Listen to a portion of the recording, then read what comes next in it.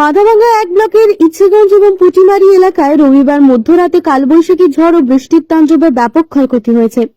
প্রায় আধ ঘন্টার এই ঝড়ে উড়ে গেছে বাড়ির টিনের চাল, কোথাও ভেঙে পড়েছে মাটির বেড়া।